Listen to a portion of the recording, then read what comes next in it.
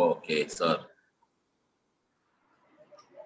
Hello, good morning. Welcome to Hello. another edition of Bits and Banter, where we are gathered to discuss what is cricket and specifically the first day's play. Actually, it is the second day, but the first day's play of between India and New Zealand in the World Test Championship Finals. It was an interesting kind of a day where, in a sense, it was interesting. In a sense, it was also frustrating because it was start, stop, because so typical English weather. There was a bit of, to start off, there was a drizzle, and then there was the problem of light.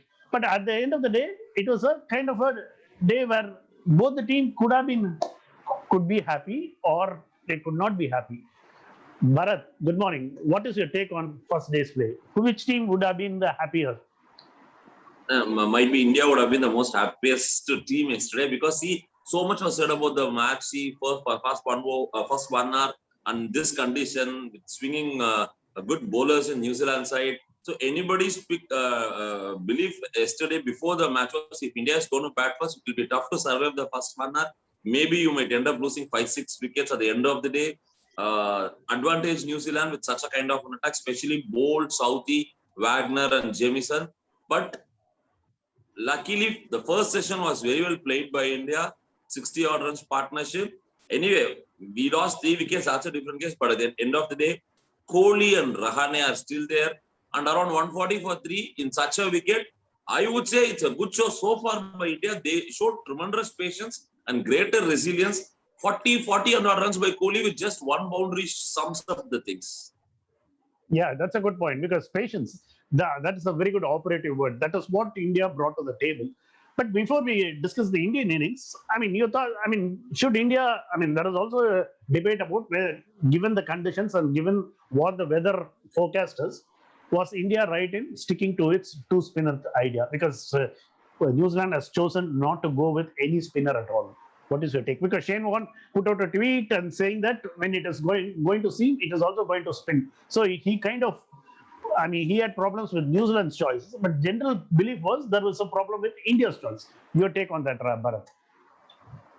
Basically, there are two match winners, Ravindra Jadeja and Ashwin. Forget what kind of a surface it is. They bring their best and they bring their talent inside the match. At least they contribute. If you're going to win this Southampton Test, these two are going to give their at least 15%, 20% of their contribution as a team player in this match. So obviously, they are match winners. They can bowl on any surface. They can bat on any surface. Both of them, they have proved. In Australia, they really proved their worth. So obviously, we go with the best 11 for match. And this is our best 11. Forget the conditions. If your top 3 seamers are not going to get you wickets, your 4th seamer is not going to get you wickets. Like your 6th top batsmen are not going to get you runs. Your 7th batsman is not going to score the run. So obviously, you have 3 solid seamers who's going to get you wickets. And as Shane Warne rightly said, first New Zealand bowl and bowlers like Trent Bolt, they are going to give you footmarks where a bowler like Ashwin is going to purchase and he's going to take wickets. So very good decision by sticking to the 2.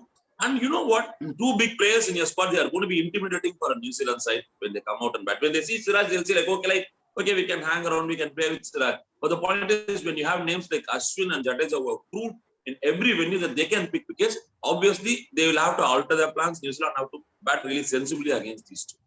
It's a good point. Yeah, I kind of agree with what was said. And coming back to India's batting approach, you rightly said about India's opening partnership between Rohit Sharma and Shubman Gill. There was hardly any nerves. The ball was swinging, it was moving. New Zealand bowlers were there or thereabouts, but they kind of, they were not nervy at all. There were in such conditions you generally expect a lot of edges or anything, but in the first hour we didn't see too many edges. They were pretty confident. And in fact, when Rohit Sharma got out, it was quite against the run of play. So, in that sense, the start was a very key thing. After that, it was kind of built up by Kohli and Pujara. And when Pujara got out, it was taken up by Rahane also. But the approach, there was a certain kind of approach. They had thought this through. So, that was kind of reassuring because you rightly said about there was a general talk because Michael Vaughan typically is kind of a troll on the Twitter. He said he was making the India would be 5 down before too much on the board. So those things didn't happen because that was our worst fear. That didn't happen. But at the end of the day, we are 146 for 3, which is kind of reassuring. And you rightly said about the word patience, and that was the hallmark of Kohli's innings, because he showed lot of restraint and lot of patience, which is exactly not the kind of virtues you associate with Kohli. So did he kind of change his technique, or what was the thing that was really that has really changed about Kohli's batting in this innings and in this match? England and Kohli, the fairy tale romance, 214, 218, and now. So he was pretty sure what he has to do. I mean, not just as a batsman, as a skipper too, what he wanted to do. Exactly. And even in one good thing I saw with him was he was leaving the outside the off stump balls go. He was ready to hang around there, see the balls go to the wicket keeper, and whenever it was on to him, he was ready. He was in total control. He was ready to play the drive. He was ready to be there, get the scoring opportunities, be 1, 2, or 3. He was there to take it, and he was in total command. And the New Zealand bowlers at one point of time came to be a conclusion that there is Kohli whom you're not going to pick your wicket immediately. You can tuck him down, try take wickets on the other end, because Kohli was such a confident player. He was playing one yard maybe away from his crease. He was watching the ball till the end. Even those wonderful drives he had, the eye was on the ball.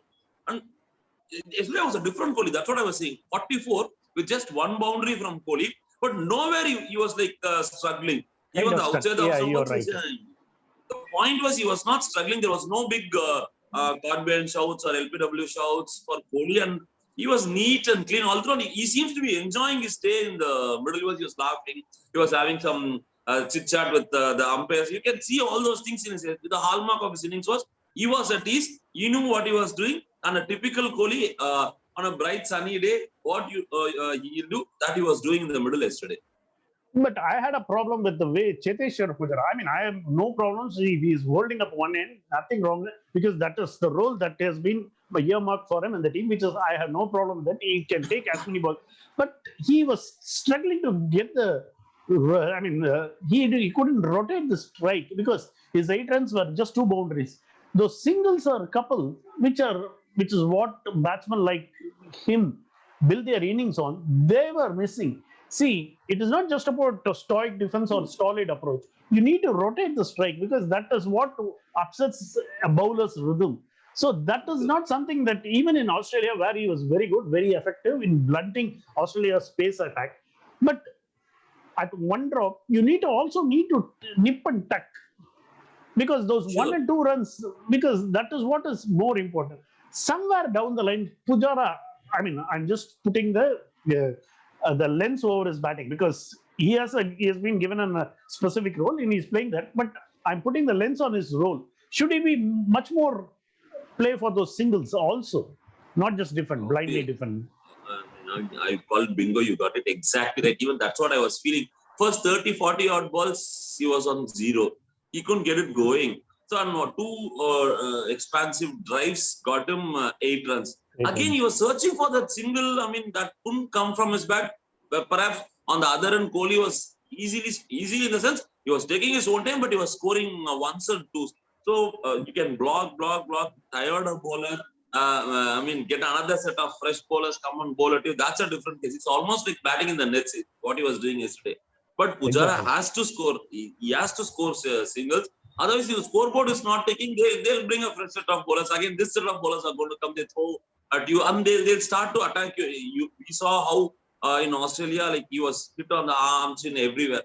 So typically yesterday, it was a typical Pujara innings, but the point was without singles and twos. He should somehow find a way to score, because the fielders are very much inside, and he is a precise batsman who can get the ball going in the gaps. He has to, otherwise the one drop is the most important cog in the wheel, and he has to get singles or twos. Otherwise, you know what? The 60 for 2 may end up at 65 for 3 or 70 for 3, unless some Kohli has to take some responsibility, score 2-3 boundaries. He's the best. Just to clarify, we are not being overly critical of exactly. We understand his role, but it's just that we want those 1s and 2s. That will at least keep the scoreboard ticking. That is the point, larger point we are trying to make.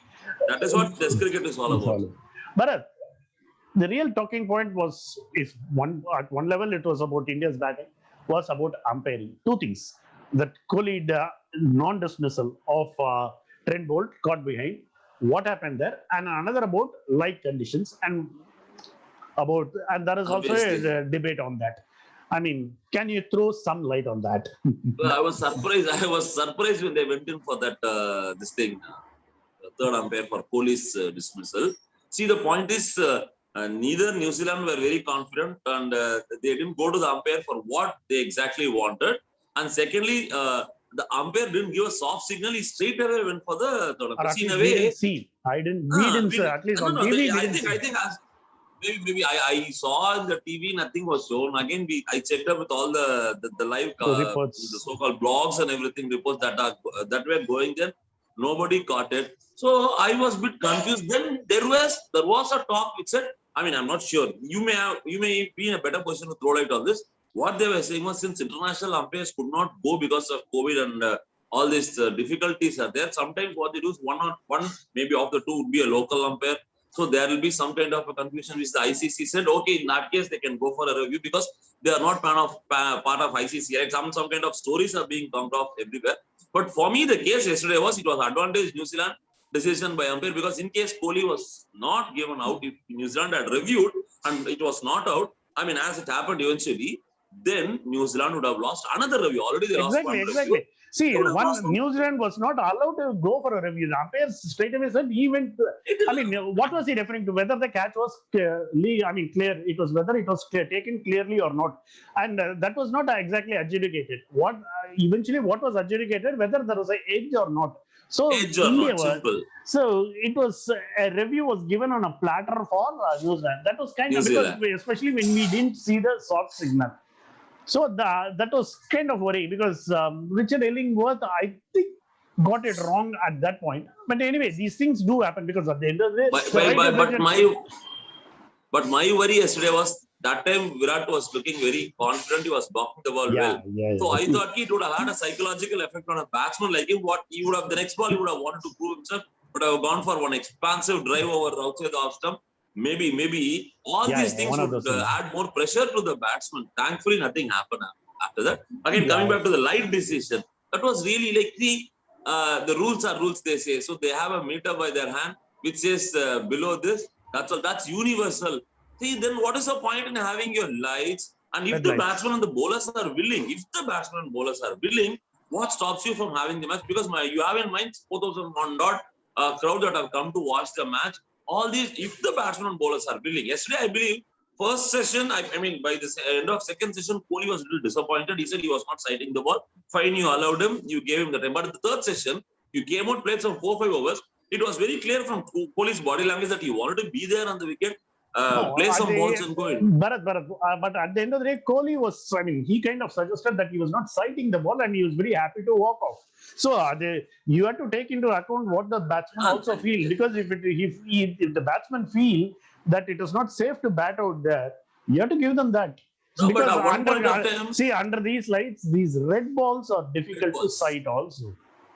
But one worry was you could have easily played 4 or 5 more or 6 more overs if the umpires have not moved up this much. That's what I felt. Because see, a test match, 5 overs would make a lot of difference. Exactly. 5 overs towards the end of the day would make a lot of. They would have certainly played 4 or 5 more overs. And I was a bit surprised because every time I was like looking at the stumps when they take off, they keep the light meters there, they check. See, it was kind of, you're playing WTC finals, man. It is not a normal test match. See, somehow the other already have lost one day's play. All this you have to keep in mind. The players should also be at ease to say like, okay, though you have a reserve day, this is the match. Let us slog it out in the middle for at least some time until things worse. Things goes. But if the batsman feels that he's not going to be safe out there, he has every reason to walk off. That is the rule. But at a personal level, I was happy because it allowed me to focus on the women's cricket, which was happening, and it was pretty interesting at this stage. And hats off to Indian women, by the way, because they managed to pull off a brave draw. That was very interesting. After following on, because that was pretty interesting. 2001, VVS Lakshman and Rahul Dravid came before me because you were given a follow-on. You eventually won the match. Had we had one more day, you would have won the match. Kind of drew it, and Sneh Rana was pretty impressive. That was very good. I would have been happier if she had gone on to score a century, but that was not to be there. But it was okay. These things do happen. Sure. Before we wind up, Bharat, what do you expect? How do you expect the day to turn out today? How do you expect the things to pan out today?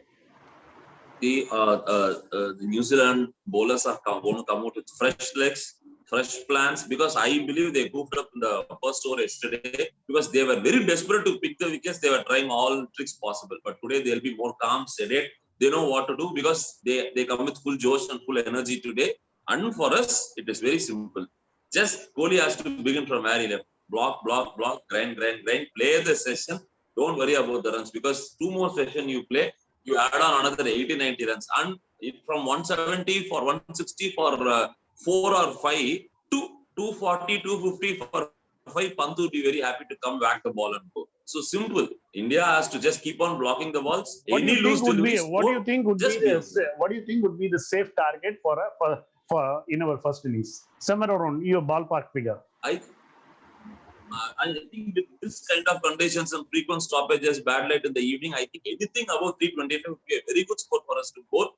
And with footmarks coming inside and 3 seamers with Bumrah, somebody who can really hit the deck well, he can even get the ball moving, unlike Pacey than the rest of the bowlers. I believe 325 would be an ideal score for us.